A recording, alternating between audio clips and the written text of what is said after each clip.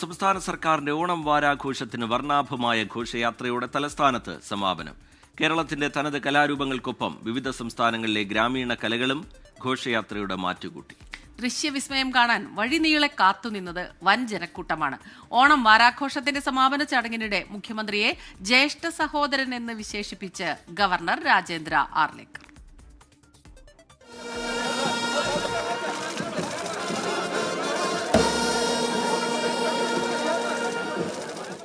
മാനവീയം വീഥിയിൽ ഘോഷയാത്ര flag off ചെയ്യവെയാണ് governor മുഖ്യമന്ത്രിയെ പ്രശംസിച്ചത്.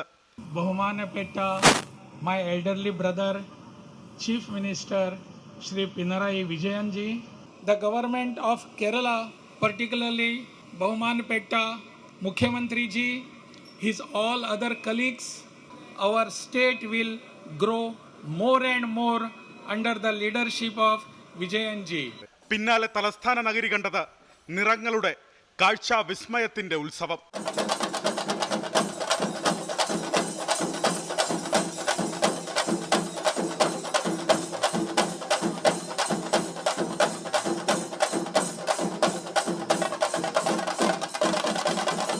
സംസ്ഥാന സർക്കാരിന്റെ വികസന പ്രവർത്തനങ്ങൾ ചിത്രീകരിച്ചുകൊണ്ട് വിവിധ വകുപ്പുകൾ തയ്യാറാക്കിയ 60ഓളം ഫ്ലോട്ടുകൾ, 91 ദൃശ്യ ശ്രവ്യ കലാരൂപങ്ങളും ഇന്ത്യൻ ആർമിയുടെ ബാൻഡ് സംഘവും ഘോഷയാത്രയ്ക്ക് നിറവേകി.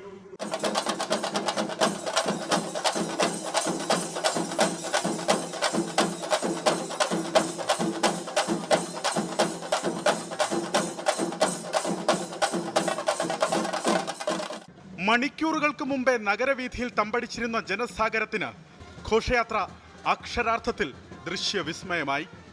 നാനാത്വത്തിൽ ഏകത്വം എന്ന പ്രമേയം മുൻനിർത്തി ജാർഖണ്ഡ്, ഉത്തർപ്രദേശ്, മധ്യപ്രദേശ്, മഹാരാഷ്ട്ര, ആന്ധ്രാപ്രദേശ്, തെലങ്കാന, കർണാടക, തമിഴ്നാട് എന്നിവിടങ്ങളിൽ നിന്നുള്ള ഇന്ത്യൻ ഗ്രാമീണ കലാരൂപങ്ങളും ഘോഷയാത്രയ്ക്ക് മിഴിവേകി.